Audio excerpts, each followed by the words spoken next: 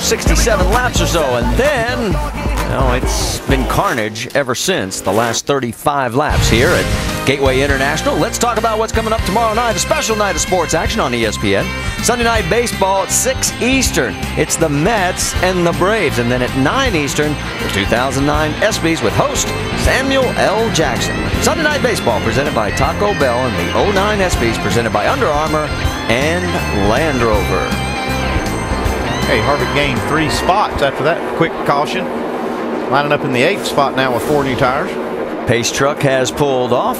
This good crowd, very good crowd here at Gateway International Raceway has seen a lot of action.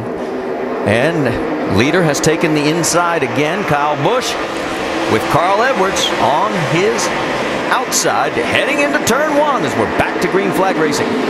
I got to tell you, what I've seen early here, I think I'd want the inside too. It's a little safer down there. Everybody on the outside looks like they're getting... Here we go. Looks like it'll be 3 wide.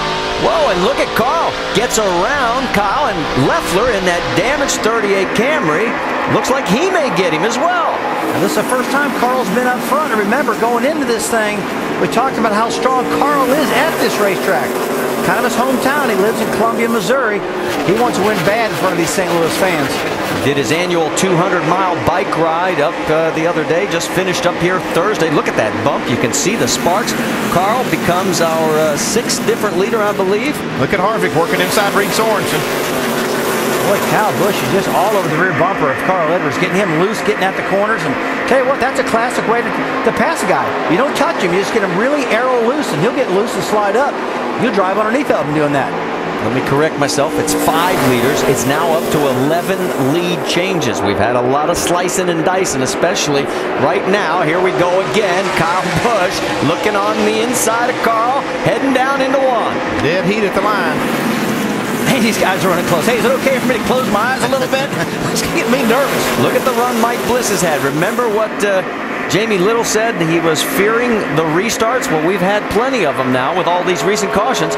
And Bliss is running strong in 4th. Meanwhile, Mike Massaro has caught up with Scott Lagasse Jr. And as you might imagine, Marty, a not very happy Scott Lagasse. What happened out there?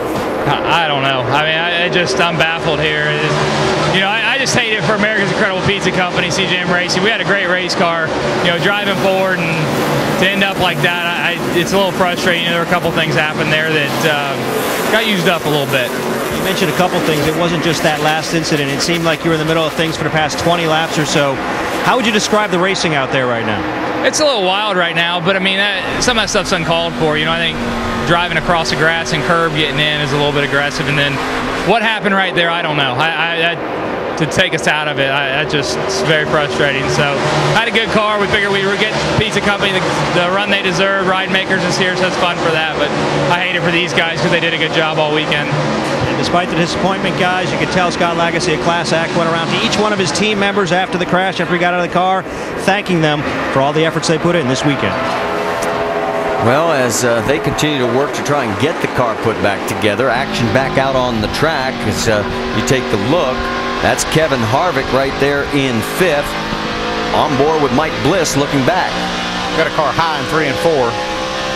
Yeah, I'm trying to see who it is. Yeah, there it is. The 81 of Michael McDowell. So it looks like he's got some tire problems. Yeah, maybe on the right side. Yep, on the right front. There it is. He's been in the wall pretty hard, too. Yeah, he got into turn 3 and really clobbered that wall while we were on a different shot. I looked out the window. I actually seen him hit that wall. Still green with the caution's not out. If he can get that thing back to pit road, and he's got a long way to go. He's got to go a full lap to get back to the pit road. Nice part about it is he can get on the infield there. That takes him off the race line. Yeah, if this car was shedding parts and throwing debris all over the track, they'd have to throw the caution flag, but he's on the inside warm-up road, like you guys have said, and that's not an issue right now. McDowell had a decent run going for that team. He was up to 19th when this problem occurred, and you can see he's hugging the inside, and it looks like we'll stay green here at Gateway with your leader, Kyle Busch, Carl Edwards in pursuit. That's the way they are in the points championship, first and second. Jason Leffler still is amazing me in this beat-up Toyota as he has maintained third position. There you see him at the top of your screen. A little bit further back in fourth is Kevin Harvick with Mike Bliss rounding out your top five. Well, Marty, like you talked about Jason Leffler being beat up, but you know, as we look at his car, it's got the paint scraped off it, but the body looks perfect on it. He fixed it. He spent some time. He's got a good car. Dave? And Rusty, remember, he had that right rear tire that went down that caused one caution on lap 74.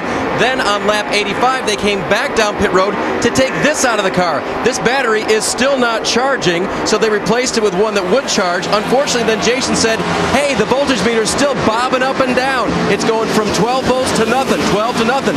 So they're going to go get another battery, not put this one back in, because it ain't taking a charge, and have one standing by just in case. This car's beat up, but it's fast.